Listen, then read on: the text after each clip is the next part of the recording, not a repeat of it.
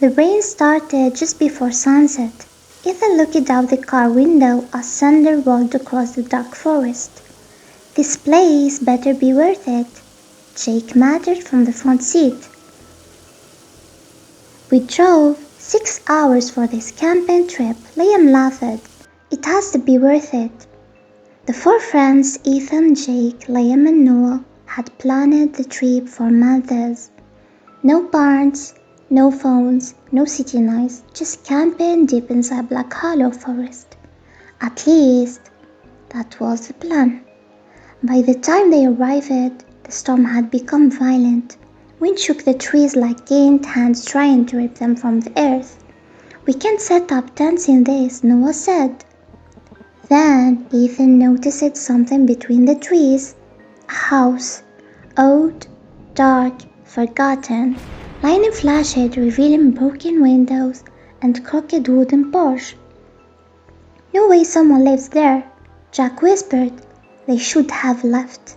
But the rain was freezing and the nearest town was over an hour away. So they entered.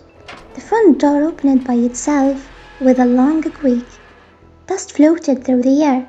The house smelled old, like wet wood and something rotten beneath the floorboards. "Hello," Liam shouted. No answer. The inside looked untouched for decades. A fireplace covered in ash. Old furniture hidden beneath white sheets. A grandfather clock frozen at exactly 3013. Ethan noticed strange symbols carved into the walls. What language is that? Jake touched one of the carving. The entire house trembled. Boom! The front door slammed shut behind them. What the hell? Noah yelled, rushing to open it. It wouldn't move, not even an inch. Then the lights come on. Not electric lights, candles, dozens of them, one by one, as if someone invisible had lit them.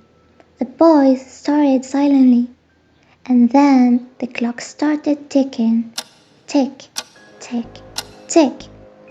A whisper echoed upstairs. "Help me!" Liam froze. "Did you hear that?" "Again." "Help me!" It sounded like a little girl. Jake grabbed a flashlight. "We should check."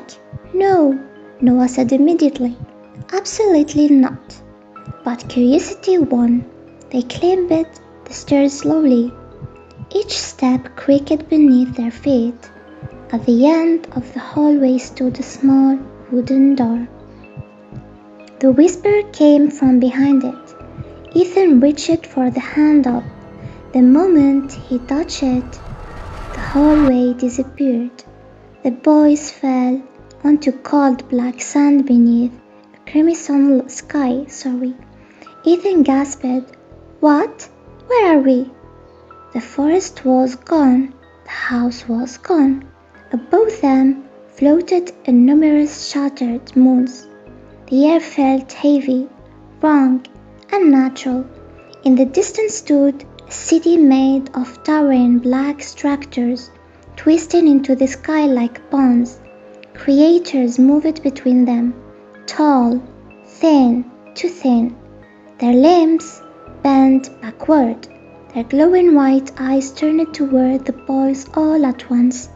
Jack whispered, terrified, "This isn't Earth." One of the creatures screamed. The sound was inhuman, and suddenly they began running toward them. "Run!"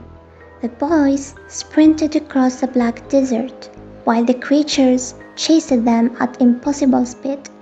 Noah looked back and nearly vomited. The creatures had no faces, only mouths, huge mouths, stretching vertically across their heads. One leaped onto Liam. He screamed as the thing dragged him into the darkness. Liam even tried to go back, but Jake grabbed him. "He's gone." The city ahead pulsed with strange red lights.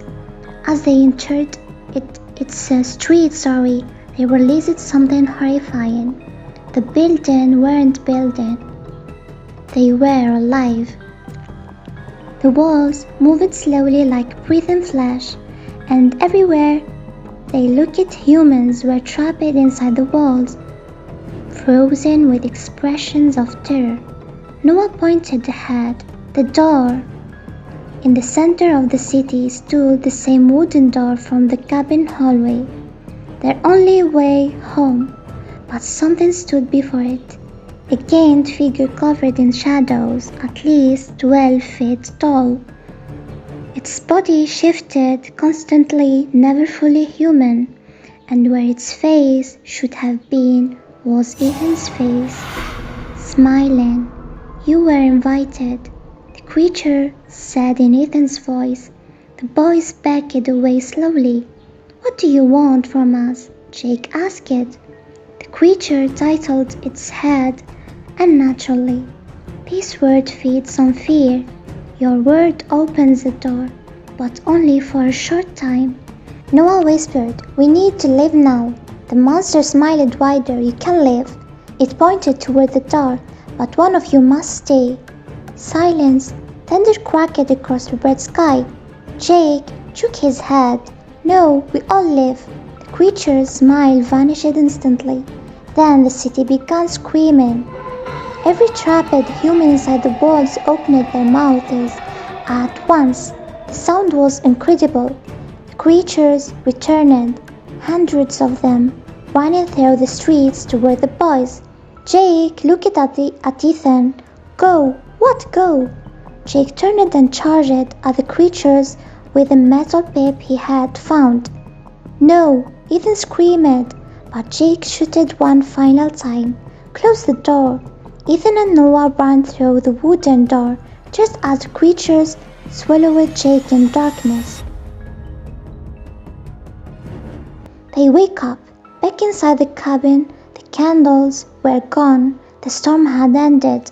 Morning sunlight entered through the broken windows. Noah stared around in shock. "We made it." Ethan looked toward the hallway upstairs. The small door was gone, as if it had never existed. The boys ran outside without speaking.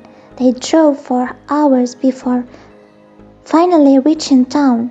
Neither of them ever spoke about Black Hollow Forest again until 3 months later, when Ethan woke up at exactly 3:13 a.m. and heard Jake's voice whispering from inside his closet. "Ethan." A pause, then they opened the door again.